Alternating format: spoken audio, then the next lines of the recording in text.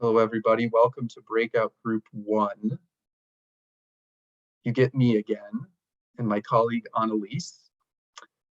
I'm going to wait just a moment for us to really get started, but we also have Aaron from the DFW team here with us. Aaron, do you want to say hi or introduce yourself? Yeah, sure. Hi, everyone. Erin Couch. I'm a communications manager with Fish and Wildlife. Thanks so much for joining us this evening and sticking with us tonight. And we're really looking forward to hearing your feedback. Thank you, Aaron. So Annalise, you can pull up the whiteboard for us to review. And while Annalise is doing that, I did see I'll respond to this in the big group, but there was a question in the chat just before we broke out about why are the closed roads considered? And there are roads out there on the landscape that are gated or closed to motor vehicle traffic, so we can't drive our car or motorcycle, for example. But the question is, should e-bikes be allowed on those type of roads as another variable compared to a single track non-motorized trail? So hopefully that helps you, and I'll make a note of that in the bigger group.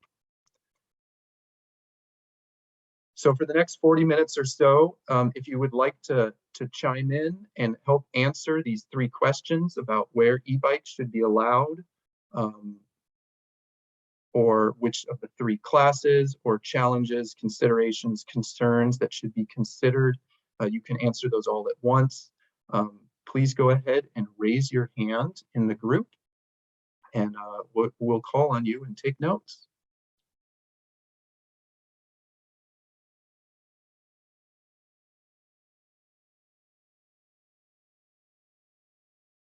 I am seeing a question in our chat. Are any non-motorized vehicles allowed on the roads in question? Aaron, is that something you can answer, or should we get back to the group on that? Yeah, I think we'd want to prioritize time for feedback tonight, but we can certainly follow up if there are specific questions about specific roads or that sort of thing. Okay. So Greg, I see your hand up, and then we'll go to Darren. Can you hear me? Yep, you're a little quiet, but go ahead, Greg. I'll try to talk as loud as I can. So my opinion on it is that I think that we should continue to treat e-bikes as treat any other motorized vehicle. They're electrically motorized, even though they may be only operating for some classes or only pedal assist. I think that the fact that they're motorized means there's going to be a lot more people deeper in the wilderness. It's going to have an impact on wildlife. I don't think it's a stretch for anybody to think that higher people densities in wild spaces has an impact on wildlife and serenity of the areas. So if we have areas that are currently non-motorized, I think they should stay that way, regardless of the class of the e-bike, because they're all motorized in some way. Okay. The only exception I will say is I do firmly support folks that have ADA placards that they should be allowed to utilize e-bikes as means to gain access to the outdoors. I don't think that is going to push us in an area where we have a lot of people out there because they had Thanks for that. Greg, you're a little quiet, but I'll just try and characterize for everybody. What I heard is that you believe that e-bikes should be considered non-motorized, and I just do want to clarify, excuse me, they should be considered motorized, and currently the state of Washington does consider them to be non-motorized, and that you're concerned about the impacts on wildlife, and you do support access for e-bikers with ADA placards. Does that sound right, Greg? Yeah. Okay. Thank you, Greg. I see Darren with your hand up. Thanks so much. I am Darren Parks, for everyone's edification. I am the Director of Government and Industry Affairs for RAD Power Bikes. RAD Power Bikes is a Washington State-based, Seattle-based e-bike manufacturer and retailer. We have about 300 employees in Washington State, about 600 nationwide. We actually are North America's largest e-bike company. And so I am, as you might guess from that, here to support e-bikes being allowed on these trails. The first thing I would say is under federal and state law, as well as just what they truly are, e-bikes are bikes. Bikes are bikes are bikes. They do obviously have the ability to assist riders. But one thing that I would mention is more than 50% of our customers are 60 or older. So while all of them may not have an ADA placard, and I'll speak from personal experience, although I'm not 60 or older, I do have health challenges that make accessing trails more difficult, and just exercising generally more difficult without the assistance of the e-bike. And so what I am concerned about is in requiring someone to have a car in order to access the trail. Like you have to be a driver in order to access the ADA placard, in order to access the trails. I think that can hurt some communities where all folks are not folks who have cars, and B, I think it's actually contrary to the state's goal of reducing vehicle miles traveled. The other thing that I would say is, and I'll make an analogy to cars and motorized vehicles. What we do in every other regulatory scheme is we regulate the behavior. We do not regulate the vehicle. We don't tell someone your car cannot travel more than 25 miles per hour if you're on a 25 mile per hour road. It says that you cannot drive that car more than 25 miles per hour. So if there are concerns, I saw one gentleman in the chat say he thought that all users should be limited to 15 miles per hour. If that is the considered judgment of those on high, well, then that should apply not just to e-bikes. It should apply to all users. So we should have rules of the road that apply to behavior, not that apply to the particular type of apparatus that you're using to access the trail. I will stop there, I think, and let others chime in. But well, thank you. I have much more to say, but I'll stop there. And thank you, Darren, for being here as a representative of RAD Power Bikes. Hearing the importance or the consideration that the speed limit on any sort of trail be applied to all users on that trail equally. And I do just want to clarify again, because e-bikes are used in many different places on many different trails. The reports of the legislature that these agencies are working on are specific to DNR and DFW trails. Absolutely. So understood.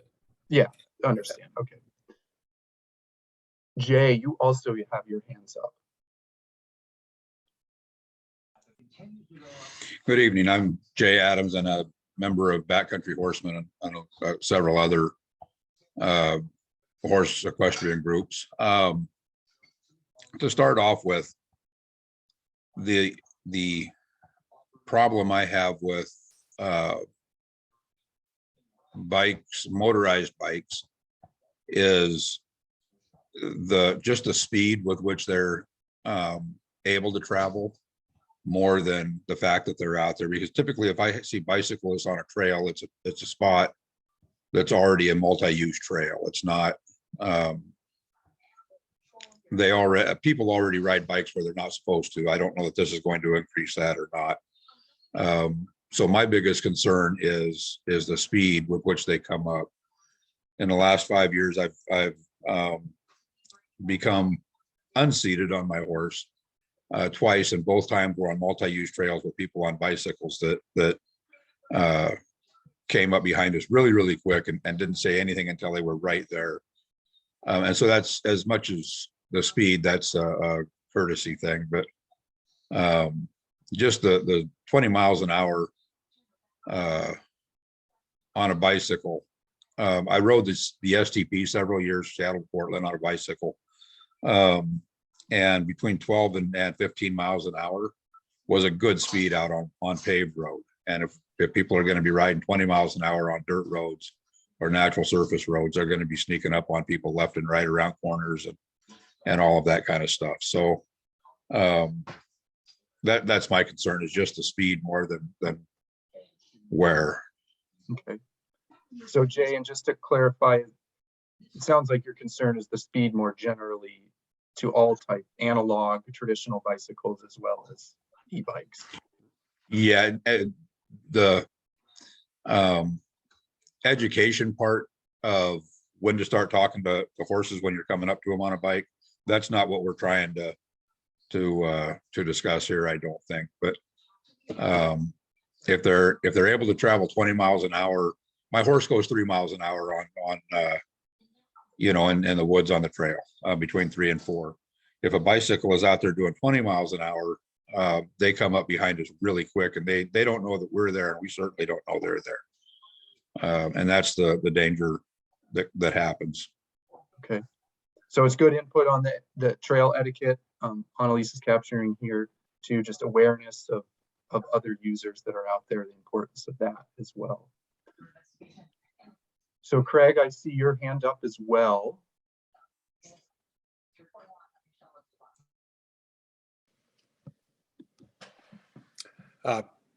Thanks for allowing me to speak.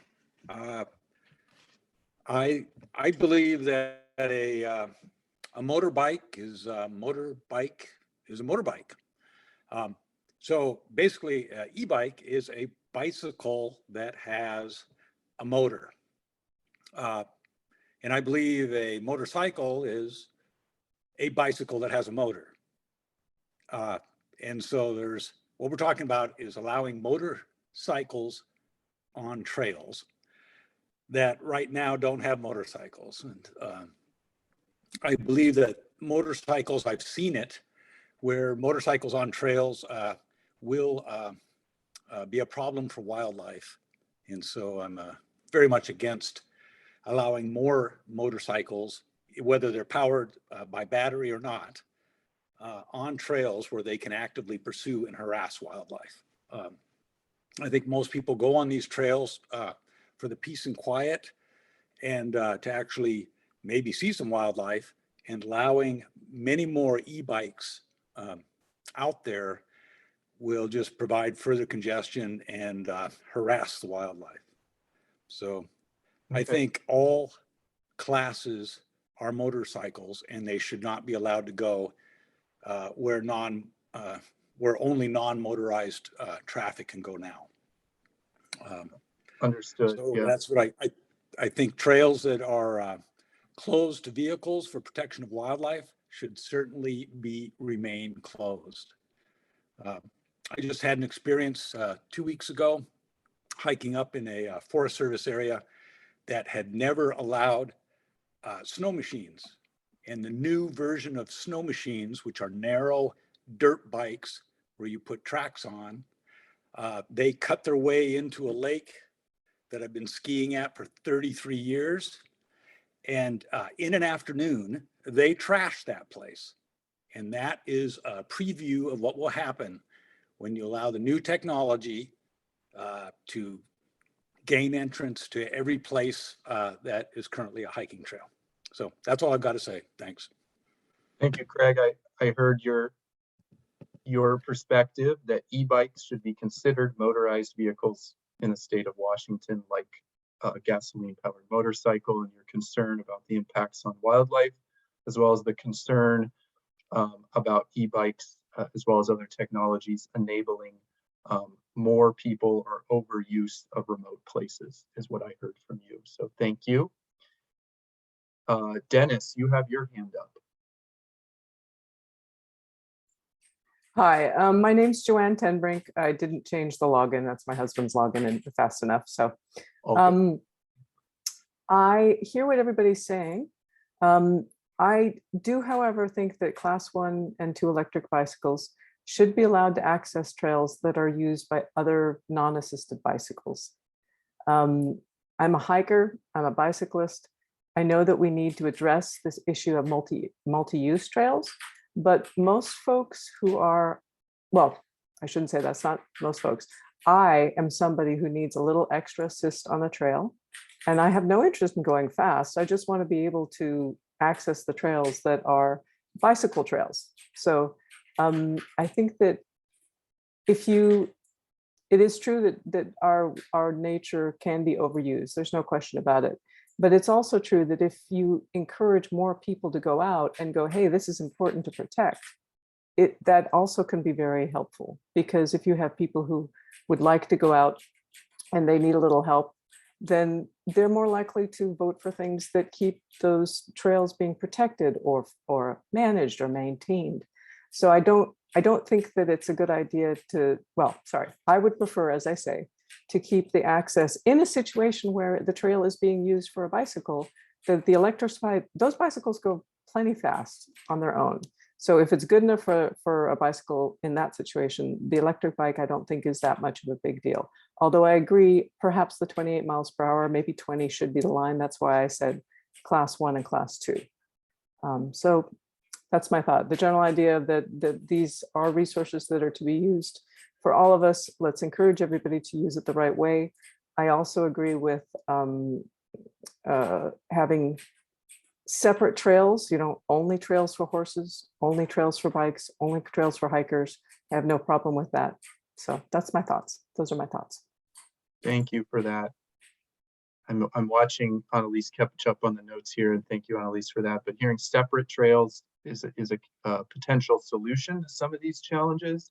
Ports of class 1 and 2 because of the speed consideration, and also the ability to get more people out on the land who can care and protect for the land as well.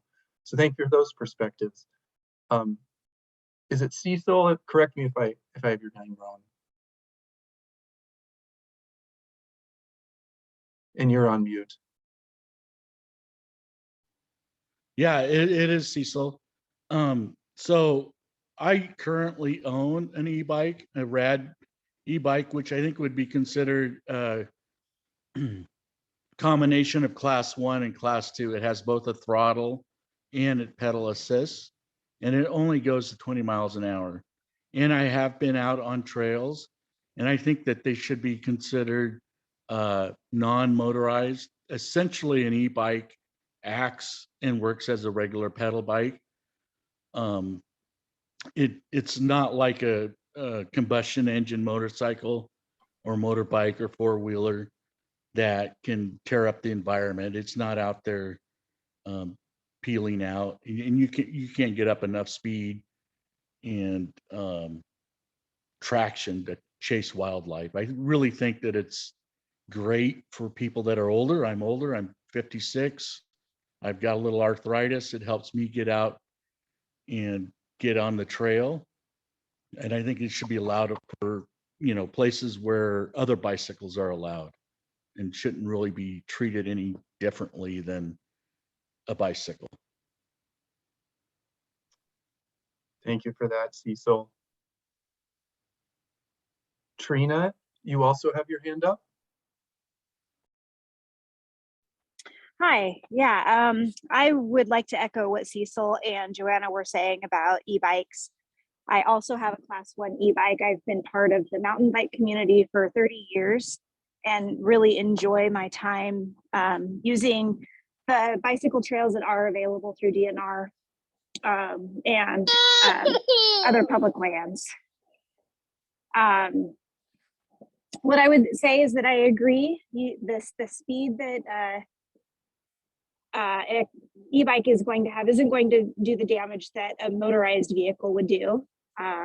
It does open up accessibility to all kinds of riders, and the more access that people have to nature, the more likely people are going to protect and preserve nature. I know that in the community that I'm in, there's so much time that is spent into trail building and trail maintenance and just cleaning up the environment so that we can continue to use it. Thank you, Trina. Roger, I see your hand up. Okay, can I put you down? Can I ask everyone to go on mute here? Tyler, I'm just going to mute you real quick. Go ahead, Roger.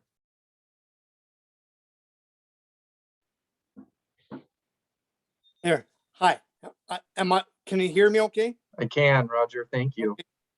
My name's Roger Nelson, and I'm with Backcountry Horsemen of Washington. I believe everybody has the right to ride or hike wherever they want. But I'm also a volunteer packer. I see this as a serious issue in the sense of it's a safety issue. I've had just regular bikes come up on me, and it can cause a world of problem for everybody. And it could be a real safety issue.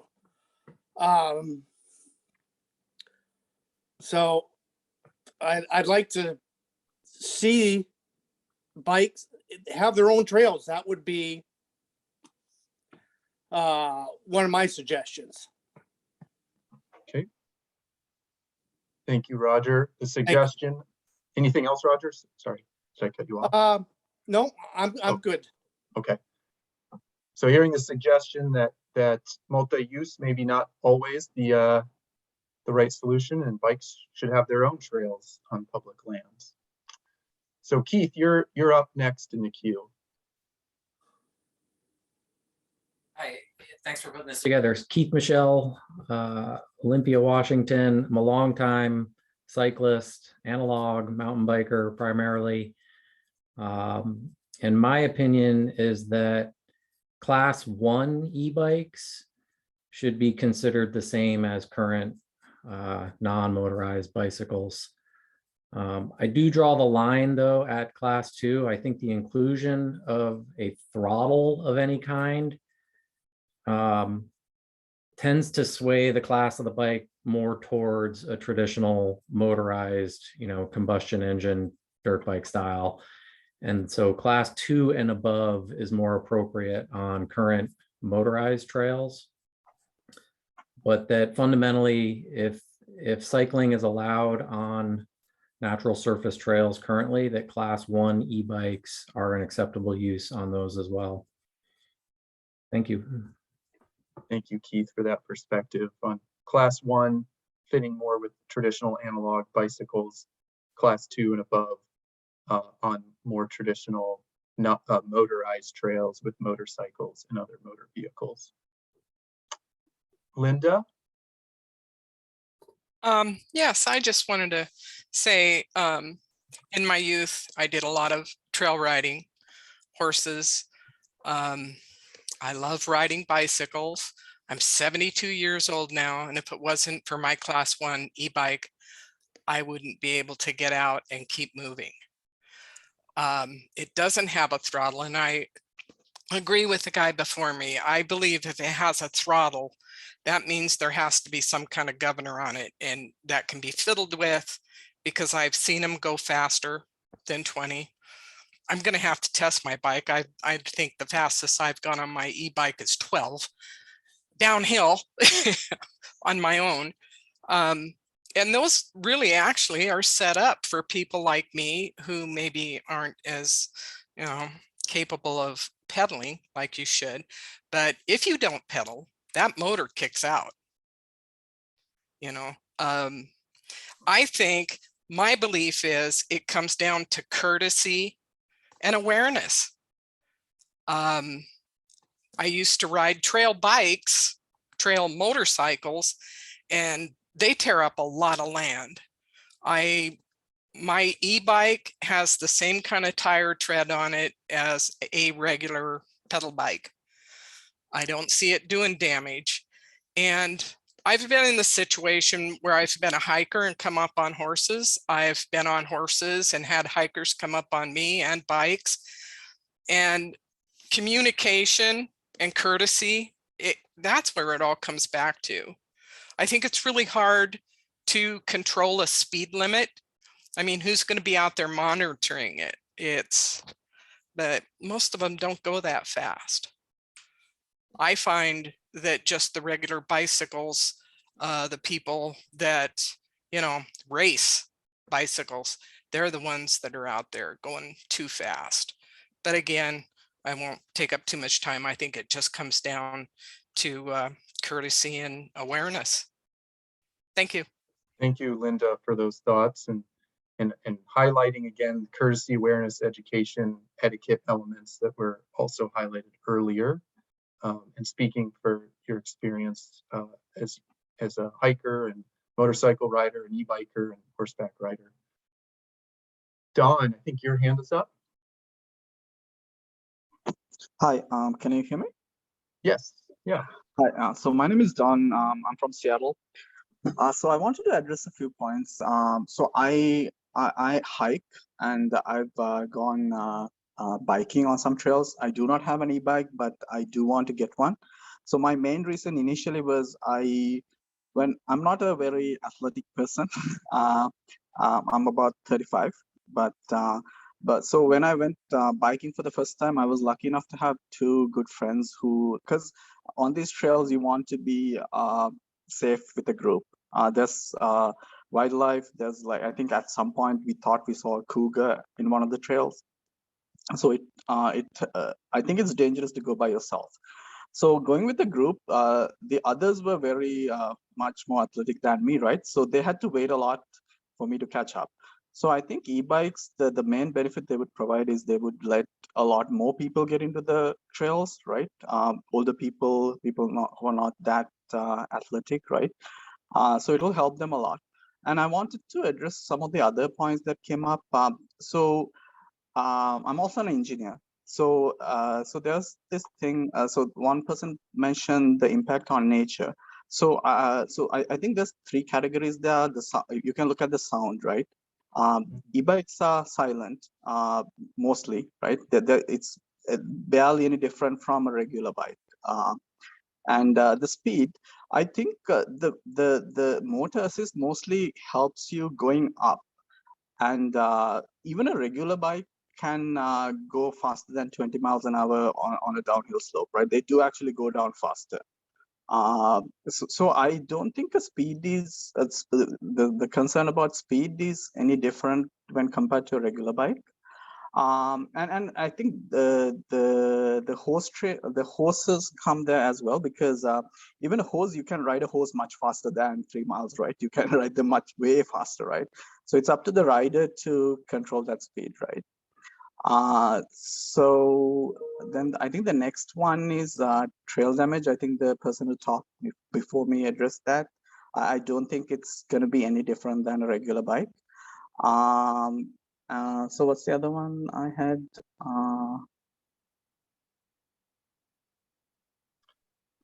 Well, yeah, and I was, just to save time, so I think I wanted to reiterate that thing the person from Rad Bikes said. I think we should focus on rather than regulating the which vehicle can be there or not, like whether it's a bike or a horse or something, right? It's the behavior we want to regulate, right? So this might be going into too much detail, but like maybe we can have certain sections in the trail where we have like, okay, don't go faster than this speed on here, right? It's dangerous section, some things like that. So yeah, so I think the power is already regulated. There's a max of 750 watts, roughly equivalent to 1 horsepower. And we can also try to regulate on portions of the trail how fast you can go. And regarding speed, again, the 20 miles per hour, whatever, is a max speed, right? That doesn't mean you're going that all the time. That's the maximum the bike can support, right? Just like a car can go to like 180 miles an hour or whatever. So I think, yeah. Yeah, I think that's all I wanted to say. Yeah. Thank you. Thank you, Don. Hearing the suggestion to consider speed limits for all users on the trails and the importance of outreach to different users, and your question of just the impacts, are they any different in reality with regard to speed and trail? Yeah, I think that's pretty easy to make a data-driven decision on, because already there are electric bikes going on trails. And so we can certainly look at those. And from what I've seen, I don't think there's much of a difference there. And again, there's the literature review. The agencies are taking a look at what is known for the science out there to see what is known and can what kind of answer can be developed to that type of question. Thank you, Don. Carol, I see you, and I want to make sure we get to a few more folks here too. Hi, I just want to thank you for doing this. I am an equestrian. I'm with a backcountry horseman and a board member in our chapter. I've been trail riding my whole life. I ride in a DNR area near Benton City, which is Rattlesnake Slope. And I've been riding there very often for many years. And we've coexisted with hikers and bicyclists, you know, for the most part. Everybody's friendly and cheerful, and it's pretty open. So most of the time you don't get bikes sneaking up behind you. Once in a while in a canyon, you'll get a little bit close, but we've worked those things out. So you go along with, you know, don't want to repeat what other people have said, but a lot of it, I believe, is just education. Whether you're on an e-bike or a bicycle, education can help people know how to approach the back side of a horse. And so that's going to be jobs of equestrians and others to educate. But one thing that I've noticed in this last year, that the erosion from the type 2 and 3 bikes has really increased on our hill. A lot of the curves, you know, everything is just really eroding, and for the use and the high speed use. I used to say absolutely no e-bikes, you know, but through a lot of reading and like even tonight, I am not as opposed as I was, but I would love to see it be held to class 1, and possibly with the ADA placard. But to see the class 2, the ones with a throttle, out on our wonderful trails and having them erode, that makes me sad. So I would like to see that be controlled. Yeah, that's it. Thank you. Carol. Thanks for sharing your concerns about erosion and sharing how you're listening and learning about what others are saying as well. Okay, so Catherine. There it is. Thank you. And I actually agree with so many of these comments, and I especially like yours, Carol. I didn't think about erosion, and that's usually due to speed. Interesting. My name is Catherine, and I worked for many decades in Alaska in tourism. And so I'm taking this from a different perspective. I now live in Washington in a very high tourism area. And so I would like to bring back up a couple of points that were made. First, it was about the courtesy and awareness. Well, where I live, you see very little of that. So I guess my major point is I hope that this entire issue will be taken up by DNR, state parks, kept in the state and the federal purview, because the minute you get local business owners who start renting out electric bikes, when you get manufacturers, you get them involved, you end up with a mess. And that's all I have to say. Thank you. So Catherine, just to clarify, you'd be more of an advocate for a clear state policy rather than a yes. Yes. Okay. Clear state policy rather than something case by case, local by local type of thing. Definitely. Okay, well, thank you. I do just want to acknowledge, Darren, thank you for making a few notes in the chat. There are 3 classes of e-bikes designated under a previous state law. Class 1, 2, and 3. Class 1 and 2 are limited to 20 miles an hour. Class 2 has the addition of the throttle, and Class 3 is like Class 1 is pedal assist, no throttle, but would only limit the assist at 28 miles an hour. There are also, I'm just going to call them toys, out there with pedals or electric motors that would exceed the limits of a Class 3. And so there are those types of equipment out there as well. But again, those definitions are defined under state law. And again, you can find that information on the DNR and DFW e-bike websites that were put in the chat earlier, and a quick Google search can direct you there as well. Christina. Great. Thanks for having this forum. This is great to hear everybody. And so I'm in the over 60 category who purchased an e-bike. I physically cannot hike anymore due to arthritis in both my knees. And so I have been enjoying it immensely, being able to take the bike out and go visit places I haven't been able to go for several years due to my limited mobility. I would not qualify for ADA.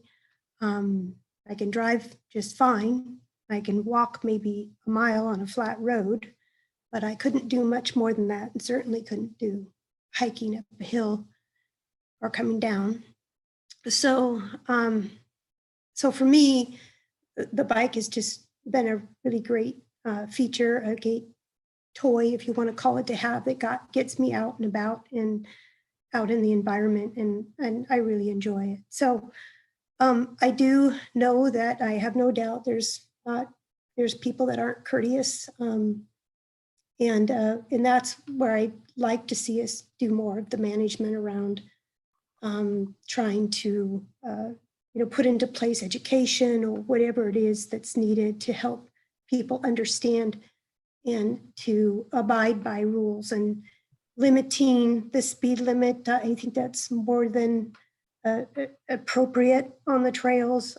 I'm too, like somebody had mentioned, I'm not looking to go very fast. I'm just looking to go. So that would be my vote. Thank you, Christina, for sharing your experience. We don't have any more hands up in the chat, but we have a few more minutes together. So when Annalise and Tyler, I just saw yours come up, but Annalise, when you have a moment, if we can zoom out just to see all the good input that's being put in here. I just want to throw one more question out on the table. A lot of you talked about the importance of education and engaging other users so that to improve courtesy and just awareness of other users' needs. I'd be curious what thoughts you have on how to do that. But we have a bunch of questions or hands up again. Tyler, we'll start with you. Oh, thank you. So yeah, I'm a class 1 e-bike owner, as well as traditional bike owner. I do a lot of trail work and mountain bike advocacy. Have a great relationship with a number of folks in other user groups that also share in trail work. And I would just echo most of the sentiments that we've already heard tonight about class 1 e-bikes specifically. Effectively, they are just like a traditional bicycle. Yes, they can get assist up to 20 miles an hour, but that really doesn't affect anything unless the trail is pretty mellow. When you get on anything that has a significant pitch to it, I would say even if I was in the best shape of my life, I would be very hard pressed to maintain 10 miles an hour up a hill in full boost mode on my class 1 e-bike for any sustained amount of time. So they're not allowing people to just race up every trail that's out there. And as far as, multi-use trails, I really think class 1's the only thing that should be allowed. Class 2, with everybody else that said the throttle is kind of where you got to draw the line for the most part. I do think if there's trails that are bike only, and maybe a very targeted network, that there's nothing really wrong with the class 2 bike. I think the worry out there that I have come across in talking with other people is the slippery slope argument. And with the throttle, that just worries people that it may not stop there. I had a recent quick conversation with online with somebody that from a company that's producing class 2 bikes, class 3 bikes, maybe even beyond that. And they look just like a regular class 1 e-bike. And the gist of the conversation was that thing's limits aren't very hard to overcome. If you wanted to, it could be restricted to class 1 stats, but it could also be de-restricted pretty quick. And so I think that the throttle is just concerning to a lot of people out there. I agree with the comments that education can get us through a lot of the perceived and real conflicts that are out there as far as trail courtesy and good interactions go. But yeah, very, very supportive of the class 1 bikes. Thank you, Tyler. And hearing your concern and others about the throttle, and I just want to acknowledge in the chat, we'll pull from the chat later for the notes, some folks highlighting why the throttle is helpful to them. Just want to acknowledge that. We do have a number of hands up, only a few minutes left, so I'm just going to ask you all to keep it short here in our final 6-7 minutes. So Craig.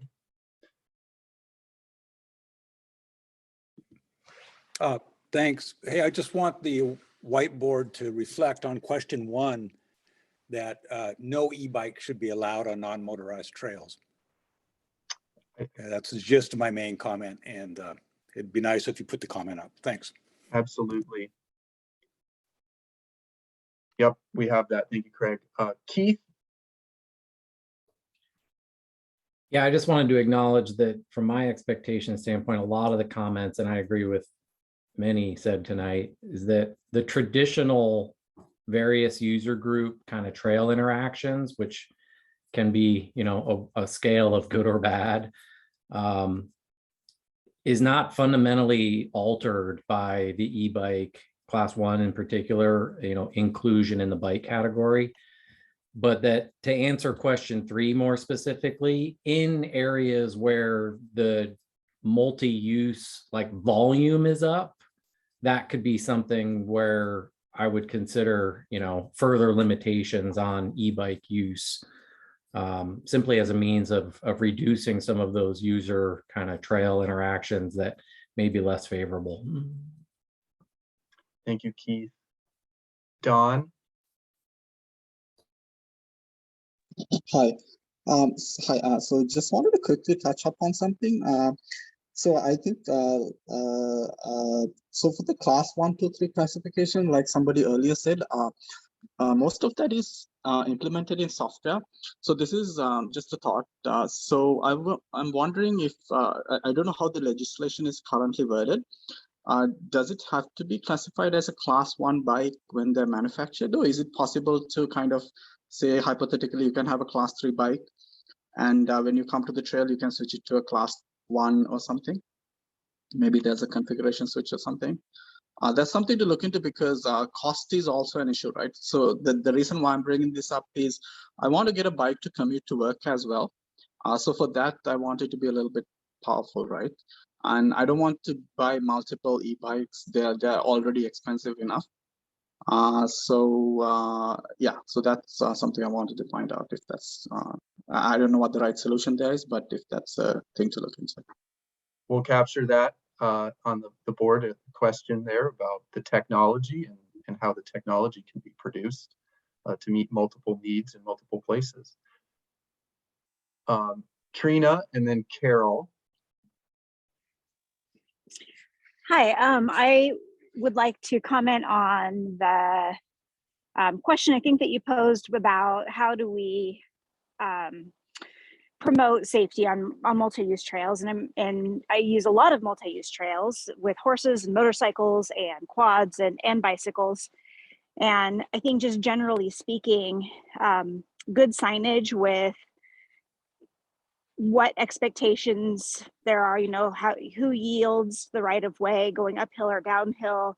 How do you approach a horse? What should bicyclists do? What should hikers do? What do people with dogs do when they're on these trails? I think that just clear communication and expectations would solve many of these problems. Thank you, Trina. Haven't heard the dogs as a user group, dog walkers yet, so thank you. Carol. Yeah, I'm in agreement with Trina. So we want to educate, and it's a hard thing to do, and we don't want to have sign pollution, but if we could have some well done signs out in our areas, that would really help. And that's one way of reaching. If people may not take time to read the whole sign, but they might, especially when it's a new sign in a different area, at the trailhead. I think that'd be really helpful. Thanks, Carol. Signage appropriately placed, not too many. Darren.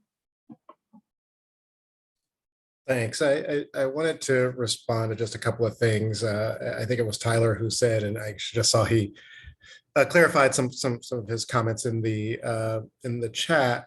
But his comment was that the throttle worries people, and I think that is more of a perception rather than the reality. Again, the speed limit for a Class 2 bike is the exact same as that of a Class 1 bike.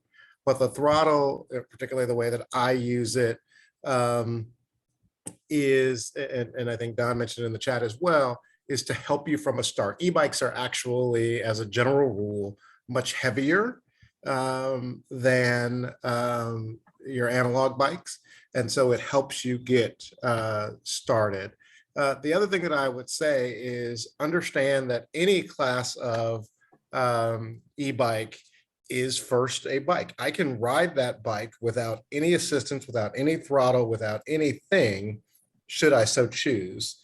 So someone made a comment about who will enforce a speed limit. I would say the same thing about who will enforce a class limit. It is not easy to see whether or not what class a bike is, if it is an e-bike or is not, depending on the style of bike.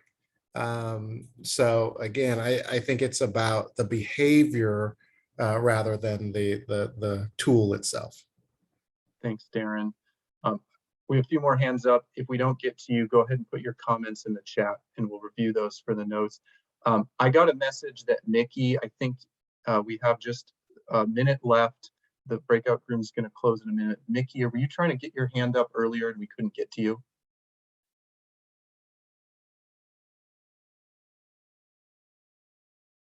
Okay, maybe not.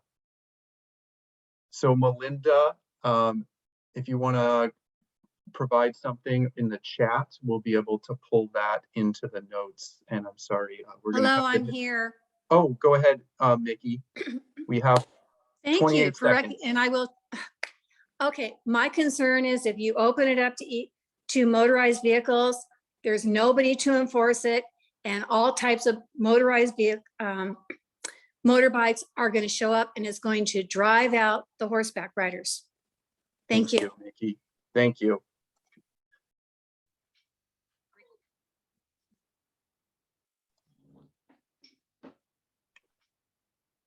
Well, welcome back, everybody. I hope those conversations were fruitful. We went right up until the very end.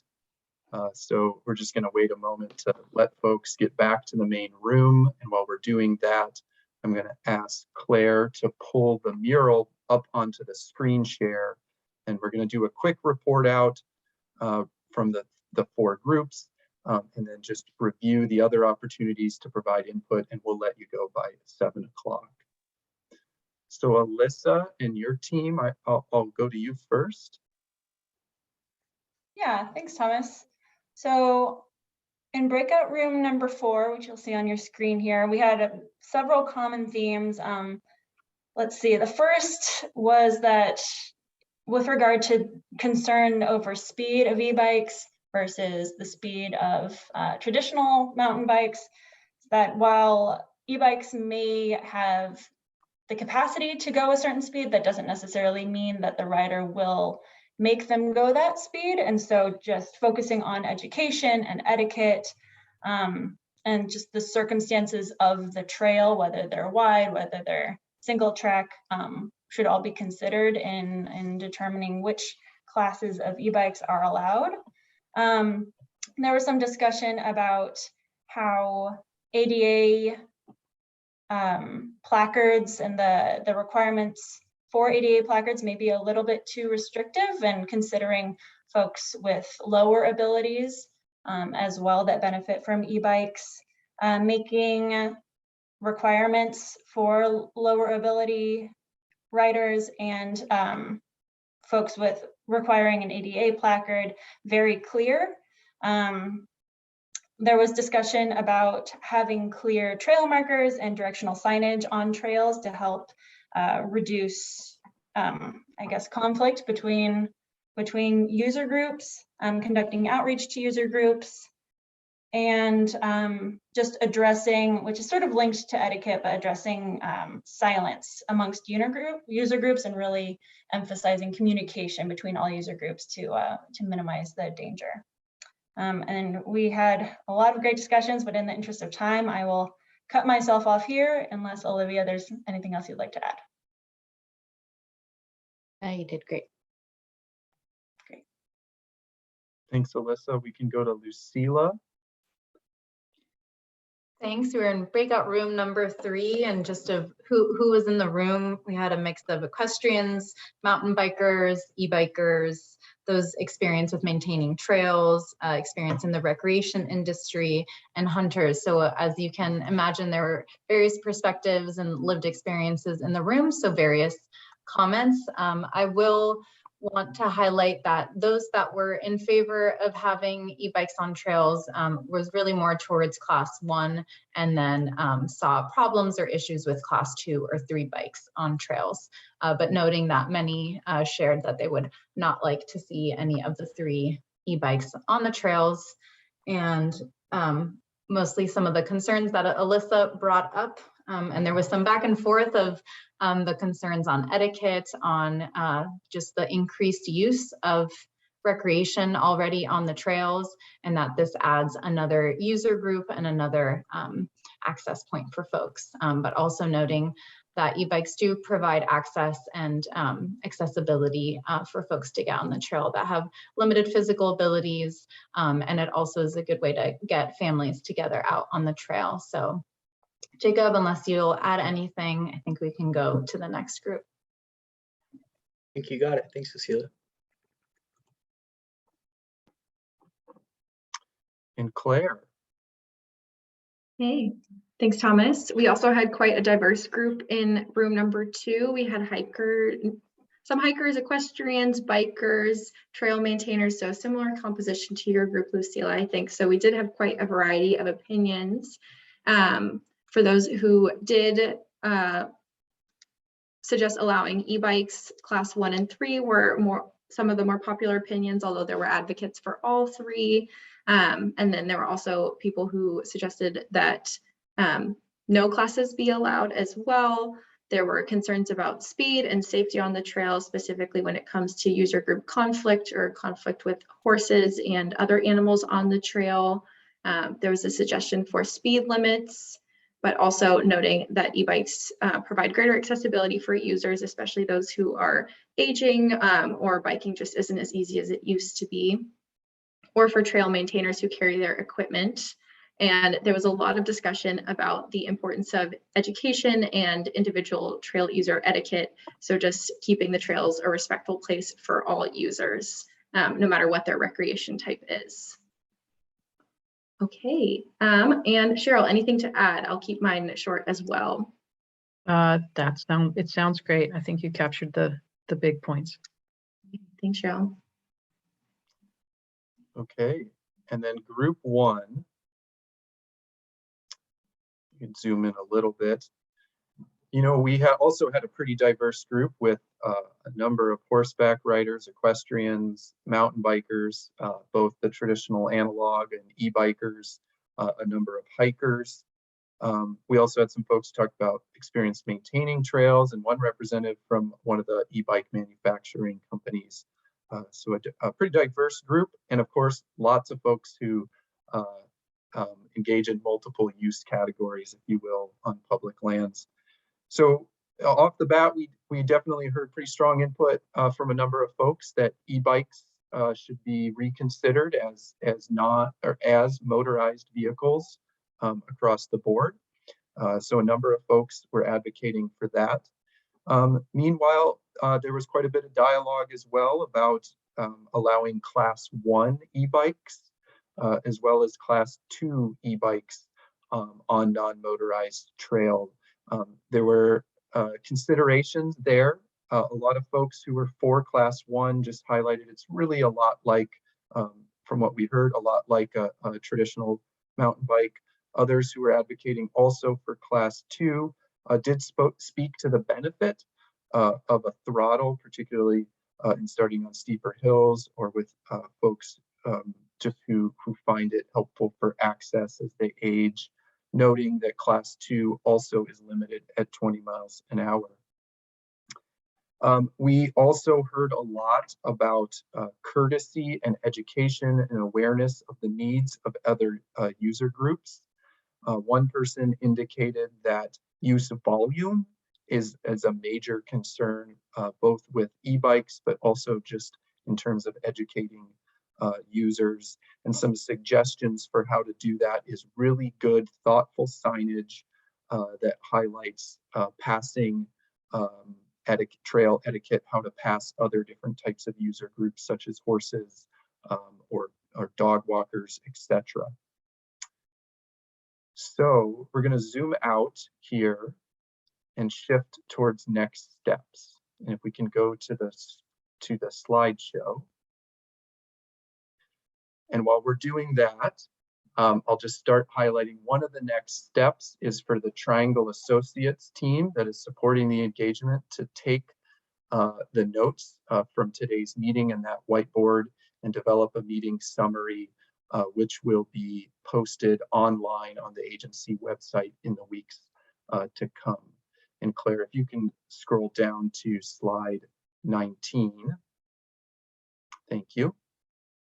The recording also will be posted online, I think within the next couple days.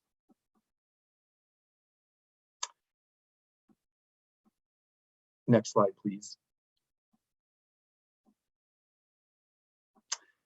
Also, the survey is available if you'd like to provide additional input to the agencies, and I can see the English version of the survey has just been posted in the chat, and we'll get the Spanish language survey in the chat as well. These surveys are available and open online until July 15th. So again, if we encourage you and you're welcome to share these links with your friends, your colleagues, and your recreation partners. Also, if we go to the next slide, you want to send questions or comments. If we didn't get to something today, these two emails are available that you can send comments and questions to the agencies, and they will review and respond as they're able and as they're appropriate. And we have those now in the chat. So in wrap up, we're just one more item. We're going to put a poll up on the screen, and we'd like to just get your feedback on how satisfied you are with today's meeting.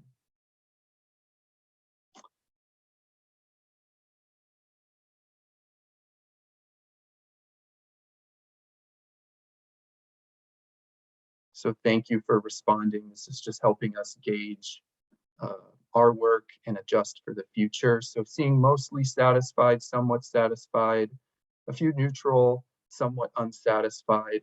If you have any questions or comments just on the process and how this meeting went, please feel free to email the Triangle Associates team as well, and we'll put our emails in the chat.